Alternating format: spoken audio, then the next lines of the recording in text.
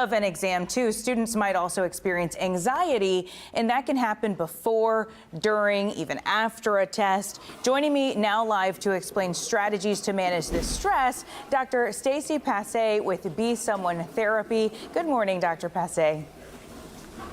Good morning. Thanks for having me. So, we've talked before, and I've talked to you before about kids having anxiety, which we know, like, children anxiety is through the roof right now. Are the kids who already suffer from anxiety, are those the ones who are at risk for test-taking anxiety, or can test-taking anxiety affect all students? Right. So research shows that there are a few different variables that significantly impact testing anxiety. So, unfortunately, we're working with a demographic of about 40% of middle school and high schoolers that have a diagnosable anxiety disorder. So they are likely predisposed to test anxiety, but also there are students with ADHD or learning differences, perfectionism, and high achieving, very self-critical students who come from really demanding families are also in a very precarious situation to suffer from test anxiety. So my next question was going to be what can trigger this type of anxiety, but are you saying it's students who are just under a lot of pressure? It can be, but similar to how your previous guests were talking, the stakes are high with different testing going back to school right now, and especially with juniors and seniors in high school looking towards college applications. You can see that, the SAT is of significant value. And so when you have such a high demand and such an intense need to perform well, then of course you're going to be under a little more stress than you would otherwise. And what does this stress manifest as, like physically, emotionally? What are some of the behavioral symptoms that a parent could notice that I think they're kind of struggling with anxiety here? Yeah, so you mentioned physical, which is part of it for sure. So physical symptoms are going to look different kind of, developmentally. When you're looking at young children, you see a lot of somatic complaints. So stomach aches, problem sleeping, school avoidance and refusal is a big one. So, maybe around, the testing days, they're all of a sudden not feeling well, or they get really clingy.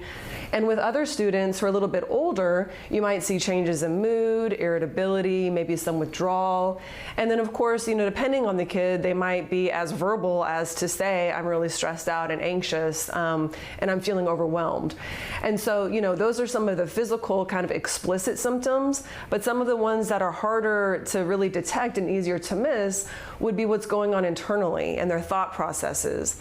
And so they might be having irrational thoughts about failing, not getting into the school they want, having to repeat grades. And so that's where a lot of my work comes in, is really challenging some of those irrational thoughts and teaching students how to manage some of their physical symptoms that go along with test anxiety. Yeah, well, I think where parents feel really helpless is we want to help our kids, but at the same time, like, they got to go take the test. So what are some ways that they can manage that anxiety? Yeah, that's a good question. And so parents are tasked with a lot. And so we're really saying, okay, you've got to investigate where your kid's at in terms of their test anxiety, and then be equipped to know how to deal with it. And so there are kind of 5 strategies that I like to work with parents on so that they can support their kids. The first is, preparing for the test and learning some relaxation strategies. And so this can include deep breath work, progressive muscle relaxation, which is just kind of a fancy name of, relaxing your body. Headspace is a really good app that can do some guided imagery. And so when we're talking about relaxation strategies, we also want to think about how to incorporate those into study sessions. Kids need to chunk up their time so that they're not sitting down studying for 3 hours straight.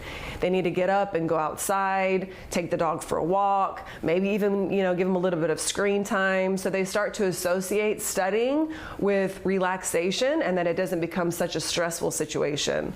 Another way that parents can support their kids is to help them visualize success.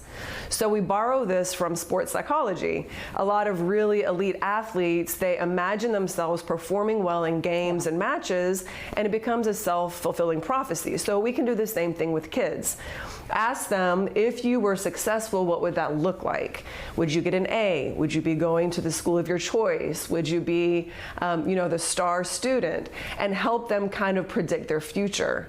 Another way that we can help them is to teach them how to study, because it is a skill, and there are lots of organizations that can assist with that, but they might not know right away. And so some study skills that are really helpful are to kind of replicate conditions that are similar to the testing situation.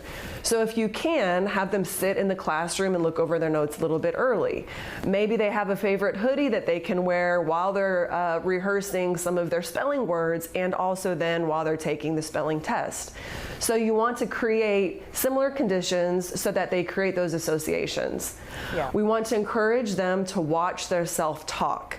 And so this means if they start to say things like, everyone in the class is smarter, or I'm not going to get, that SAT score needed for the tier 1 school I want, we challenge that and we say, let's reframe it. How can you say it in a more positive way so that you can kind of talk yourself into, again, prepping yourself for success.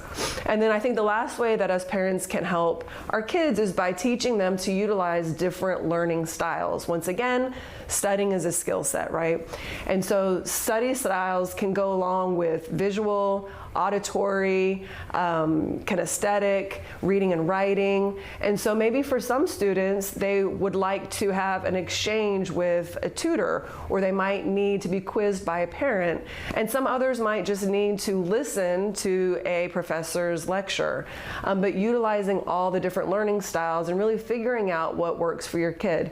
And then also getting the support that you need if maybe you can't figure it out all on your own. Yeah, and that's of course where you come in. But kudos to this generation of parents who they didn't grow up learning this. We're having to reframe our brain for ourselves in order to pass that along to our kids. And I love that you use the sports analogy, because we gotta practice if we wanna play that way. So we gotta practice it just the way we want to play in the game. So Dr. Stacey Passé, for sure. You're awesome. Thank you so much for joining us early this morning.